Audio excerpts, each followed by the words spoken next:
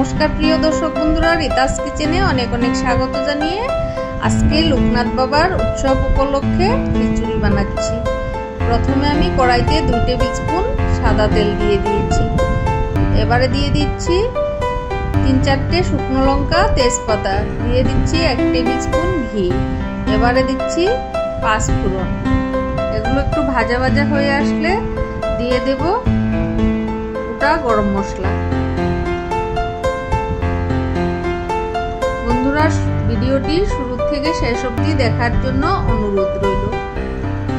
এগুলো একটু ভাজা ভাজা হয়ে সুন্দর গন্ধ বেরিয়ে আসছে। এবারে দিয়ে দিচ্ছি আদা থেতো করে। এবার ভালোভাবে ভেজে নেব। আগের থেকে মুগ ডাল ভিজিয়ে রেখেছিলাম, ভেজে এগুলো দিয়ে দিচ্ছি। আমি এখানে 250 গ্রাম মুগ ডাল নিয়েছি। গোবিন্দভোগ চাল 250 গ্রাম। এবার একসাথে দিয়ে ভালোভাবে ভেজে নেব। এবার গ্যাসের ফ্লেমটা লো টু মিডিয়াম করে রেখে চালগুলো ডালের সাথে প্রায় 10-15 মিনিট ভেজে নিচ্ছি। এবারে দিয়ে দিচ্ছি পাকা কাঁচা লঙ্কা ফালি করে।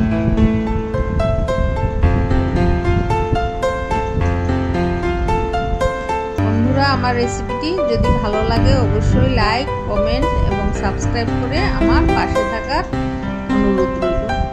দিয়ে দিচ্ছি স্বাদ মতো নুন। আমি 250 গ্রাম চাল, 250 গ্রাম ডাল নিয়েছি। 1 টেবিল স্পুন নুন দিয়েছি। দিয়েছি 1/2 টিস্পুন হলুদ গুঁড়ো, 1/2 টিস্পুন শুকনো লঙ্কার গুঁড়ো। এবার ভালোভাবে নাড়িয়ে চাড়িয়ে মিলিয়ে নিচ্ছি। দেখতেই পাচ্ছ চালগুলো প্রায় ভাজা হয়ে এসছে। একদম হালকা আঁচে সুন্দরভাবে ভেজে নিতে হবে। এবারে একটি হাঁড়িতে আমি জল বসিয়ে রেখেছিলাম। এবার ওটাতে চালগুলো ঢেলে দেব। এইভাবে খিচুড়ি বানালে খুব সহজে হয়ে যায়।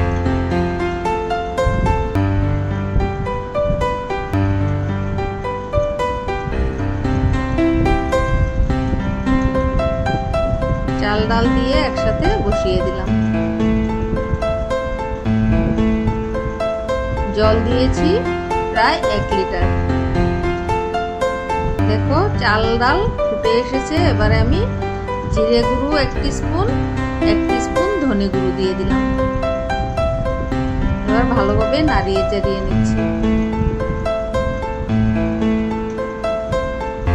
বন্ধুরা, খিচুড়ি বলতে ভালোভাবে ঘাটতে হবে। ভালোভাবে হাতা দিয়ে ঘেটে ঘেটে খিচুড়ি বানিয়ে দিচ্ছি। দেখো আমার খিচুড়িটা প্রায় হয়ে এসছে। এবারে দিয়ে দিচ্ছি স্বাদের ব্যালেন্সের জন্য 1 টিস্পুন চিনি। দিয়ে দিচ্ছি 1 টিস্পুন ঘি। 1 টিস্পুন গরম মশলা উপর থেকে ছড়িয়ে আমি গ্যাসটা অফ করে দিলাম। আমার খিচুড়ি রান্না হয়ে গিয়েছে। এবার আমি পরিবেশন করে নেব। খিচুড়ির সাথে থাকছে পটল ভাজি, থাকছে লেবু,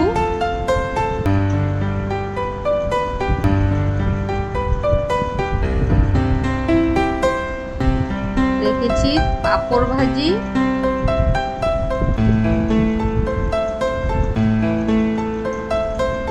শসা নিয়েছি 2 পিস।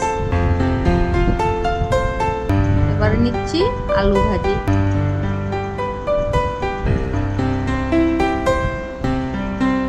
বন্ধুরা, আমার রেসিপিটি যদি ভালো লেগে থাকে অবশ্যই লাইক, কমেন্ট এবং সাবস্ক্রাইব করে আমার পাশে থেকো। যারা ইউটিউব থেকে দেখছো আমার চ্যানেলটাকে প্লিজ সাবস্ক্রাইব করে দিও। আর যারা ফেসবুক থেকে দেখছো তারা আমার পেজটাকে ফলো করে দিও প্লিজ। ফিরে আসবো নতুন নতুন রেসিপির সাথে। সবাই ভালো থেকো, সুস্থ থেকো। ধন্যবাদ।